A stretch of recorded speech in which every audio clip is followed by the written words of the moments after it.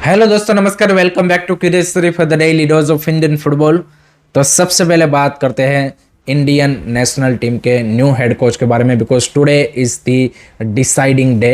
आज भाई finally suspense खुल जाएगा कि भाई वो is the next coach of Indian national team. And as we all know कि there are 3 candidate in the race: Khalid Jamil, Stephen कॉन्स्टाइन and Stephen Tarkovic. But जो पिछले एक वीक से जितने भी रूमर्स आ रहे हैं उसमें यही चीज़ है कि भाई खालिद जमील एंड स्टीफन कॉन्स्टाइन के बीच में रेस है, एंड उसमें भी खालिद जमील फेवरेट है। सो आज एएफएफ की एक्सको मीटिंग में फाइनल डिसीजन यहाँ पे अनाउंस होगा। लेकिन इससे पहले अगर हम पिछले 10 साल के नेशनल टीम के कोच का ट्रैक रिकॉर्ड देखें तो उसमें भाई सरप्राइज ही दिया है एएफएफ ने, चाहे वो पुराना रिजीम हो या फिर करंट रिजीम हो। क्योंकि 2015 में जब कोच का अनाउंसमेंट हुआ तब स्टीफन कॉन्स्टाइन वॉज अ सरप्राइज, क्योंकि एस्ली वेस्टवुड उस टाइम पे फेवरेट माने जा रहे थे। बिकॉज एस्ली वेस्टवुड ने आई लीग में बेंगलुरु एफसी के साथ अच्छा किया था, उनको टाइटल भी जितवाया था, तो वो यहाँ पे शॉर्ट माने जा रहे थे कि वही बनेंगे। लेकिन लास्ट डे पे स्टीफन कॉन्स्टाइन बने।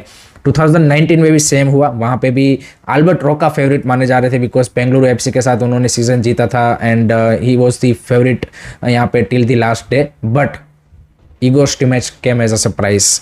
2024 में भी ऐसा ही हुआ कि जहाँ पे एंटोनियो हबास माने जा रहे थे कि भाई उनका यहाँ पे चांसेस ज़्यादा है, लेकिन मनोलो मार्केस का भी अनाउंसमेंट हुआ। एंड इस बार भी क्या ऐसा रिपीट होगा कि भाई खालिद जमील फेवरेट माने जा रहे हैं एंड कॉन्स्टाइन या फिर स्टीफन तेरकोविच में से किसी एक को बना दिया जाए। सो लेट्स सी यहाँ पे एएफएफ क्या फाइनल डिसीजन लेता है, उसके ऊपर यहाँ पे काफ़ी चीज़ें डिपेंड करेगी, हमारी जो upcoming क्वालिफायर्स and Indian national team का यहाँ पे future. So let me know guys, what do you think about this? Comment section में जरूर बताइएगा। नेक्स्ट बात करते हैं भाई, पंजाब एफसी ने अपना न्यू लोगो लॉन्च किया है एंड ये क्या कर दिया है मतलब मतलब जो एक ब्यूटीफुल उनका लोगो था वहाँ से उन्होंने ये जो मतलब क्या बोलते हैं कि चिंदी चोर वाला जो लोगो लॉन्च किया है। This is really really funny. मतलब एक वो जो पहला उनका लोगो था वो प्रॉपर एक फुटबॉल क्लब का लोगो लग रहा था। ये तो भाई कोई वो गेमिंग में हमें नहीं मिलता आपको लोगो पिक करने का, ये ऐसा लोगो है भाई। इससे अगर चैट जीपीटी में भाई थोड़े से अच्छे प्रॉम्प्ट डाल के अगर तुम बताते हो तो इससे तो बढ़िया लोगो भाई लगता। एंड ये कहीं से भाई फुटबॉल क्लब का लोगो नहीं लगता। जिस तरह का लोगो इन्होंने डिज़ाइन किया है, आई डोंट नो कि भाई उन्होंने उनकी टीम में मैनेजमेंट में किस तरह से इस लोगो को अप्रूव कर दिया। I mean this is really really shocking. I think branding wise भी अगर आप देखें, आई डोंट थिंक सो कि इट लुक्स फ्रॉम एनीवेयर कि भाई ये फुटबॉल क्लब का कोई लोगो है, क्योंकि एक बेज पे आपका होना चाहिए। एंड पहला लोगो आई थिंक बढ़िया ही था उनका, but I don't know why they want to change. And अगर चेंज करना है तो ऐसा मतलब आप देखिए मुंबई सिटी ने जब 2 साल पहले चेंज किया तो वो बेटर बनाया उन्होंने, प्रॉपर फुटबॉलिंग वाला वो जो यहाँ पे राउंड शेप वाला लोगो आया वो बेटर था पहले वाले से, जो मुंबई सिटी ने बनाया बेटर था। तो अभी अगर आपको अपग्रेड करना है तो भाई जो पुराना लोगो है उससे बेटर होना चाहिए, बट ये तो इन्होंने कुछ अलग ही बना दिया है। मैं तो इसको भाई 0 ही रेट करूंगा टू बी ऑनेस्ट। ये कहीं से फुटबॉल का लोगो लगता नहीं है क्लब का। आप कितना रेट करोगे? Do let me know in the comment section. On the other side भाई नॉर्थ ईस्ट यूनाइटेड एफसी ने भाई 25-26 सीजन के लिए अपनी जो जर्सीज है उनको लॉन्च कर दिया है, home, away and third Jersey तीनों को, जो कि काफ़ी अच्छी दिख रही है।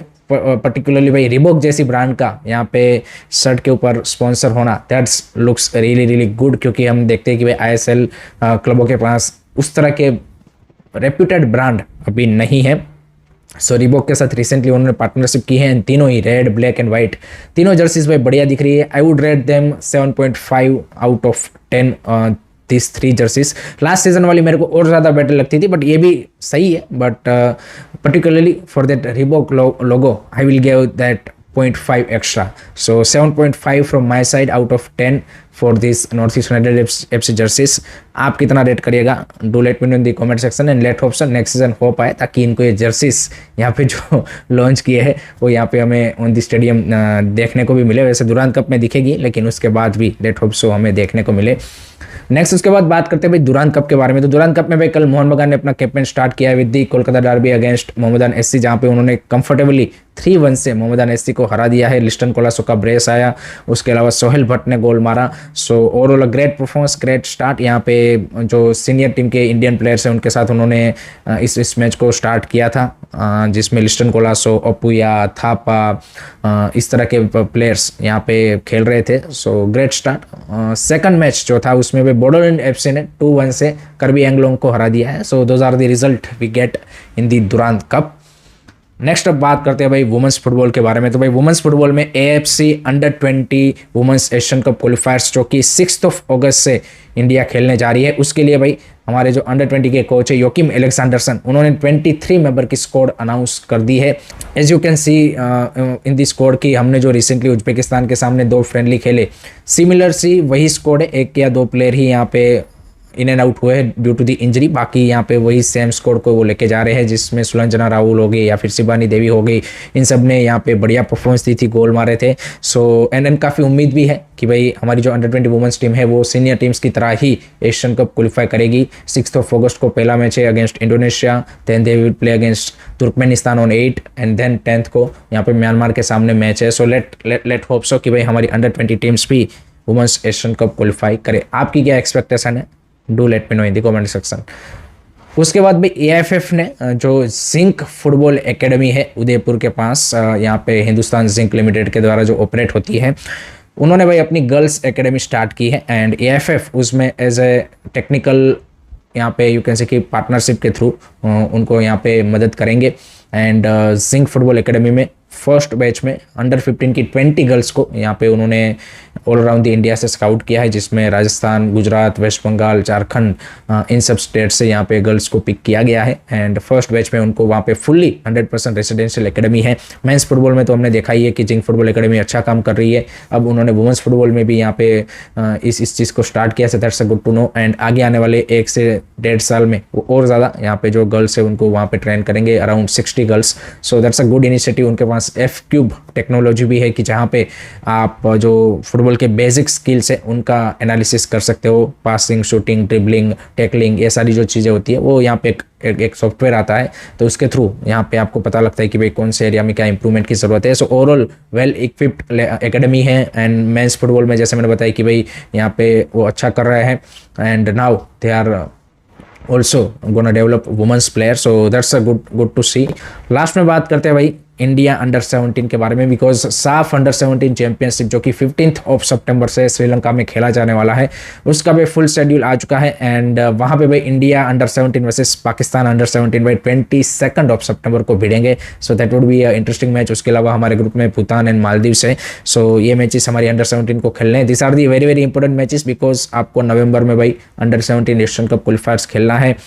लेट होप सो सिर्फ ये साफ अंडर 17 टूर्नामेंट ही हमारी टीम के लिए नहीं होना चाहिए as a part of preparation, because बाकी कंट्रीज पे देखिए यहाँ पे कई सारे मैचेस खेल रहे हैं। फॉर एग्जांपल अभी 10 अगस्त से इंडोनेशिया वहाँ पे इंडोनेशियन इंडिपेंडेंस कप ऑर्गेनाइज करवा रहे हैं अंडर 17 का, जहाँ पे Indonesia, Tajikistan, Panama and south Africa की जो अंडर 17 टीम है इनके बीच में मैचेस होंगे। तो इंडिया इस तरह के जो कंपटीशन हो रहे हैं उसमें डेफिनेटली उनको पार्टिसिपेट करना चाहिए ताकि अपनी टीम को बेटर प्रिपरेशन मिल पाए। बाय द वे अभी तक टीम भी अनाउंस नहीं हुई है, कोच कौन है वो भी अनाउंस नहीं हुआ है। खबरें ये है कि टीम पिक कर ली गई है, बट कौन कोच होगा, कौन यहाँ पे प्लेयर सिलेक्ट किए गए हैं वो तो टाइम ही बताएगा। एंड लेट होप सो सिर्फ साफ अंडर 17 एंड कैंप लगा के ही यहाँ पे अंडर 17 में क्वालिफायर्स में ना भेजे टीम को, उनको और ज़्यादा एक्सपोजर मैचेस मिलेंगे, देन चांसेस ज़्यादा रहेंगे कि हम क्वालिफाई कर पाएंगे। अदरवाइज अगेन लास्ट टाइम की तरह हम इस बार भी अंडर 17 एशियन कप मिस कर सकते हैं।